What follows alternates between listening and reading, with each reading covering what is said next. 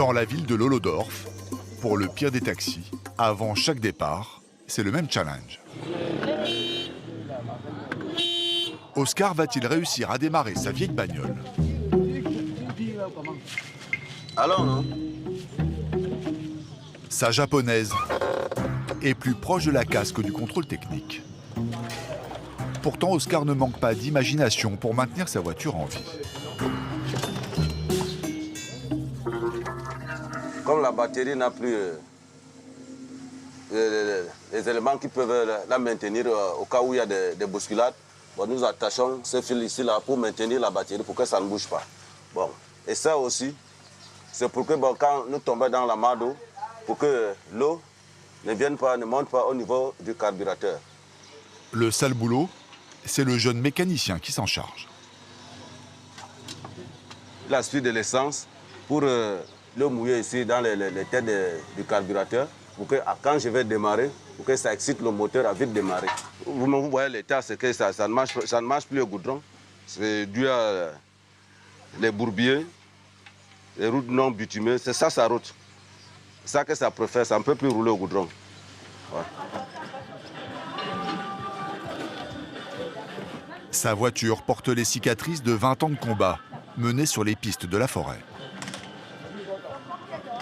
Ça là, ça n'a plus tous ces éléments. Nous sommes obligés de l'attacher pour garder au moins la forme de la voiture, quoi. Quand je roule, ça arrive que bon, ça lâche, bon, vu que ici ça ne tient plus bien. Dès que ça lâche, ça se soulève, allez, ça passe, ça tape là, boum. Et apparemment, il tape souvent.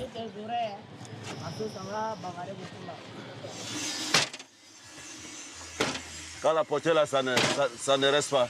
Donc, je suis obligé de tirer le fil et d'attacher. Voilà, là c'est bon.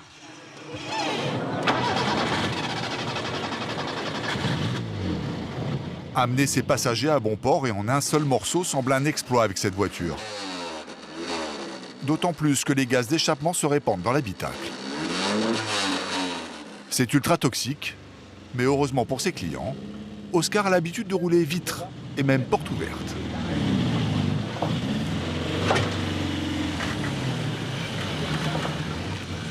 Les Camerounais appellent ces taxis des clandos. Clando pour clandestin. La police leur fait la chasse, non pas pour l'état de leur voiture, mais parce qu'aucun n'a de licence, voire de permis, comme Oscar. Les taxis clandos règnent en maître sur le Cameroun, pays d'Afrique centrale situé en pleine zone équatoriale. Il faut dire que seules les deux principales villes du pays possèdent des lignes régulières.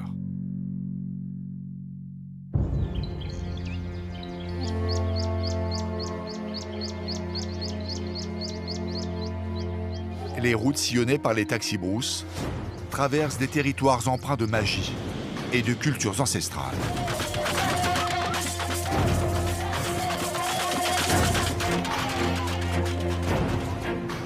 Mais le Cameroun, c'est aussi une grande puissance économique. Surnommé le grenier de l'Afrique centrale, tous les pays voisins comptent sur ses récoltes pour nourrir leur population.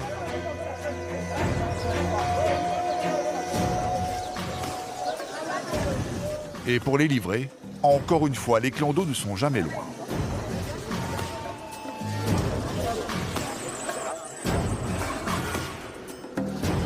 La formidable manne économique de l'agriculture ne se retrouve pas dans son réseau routier catastrophique.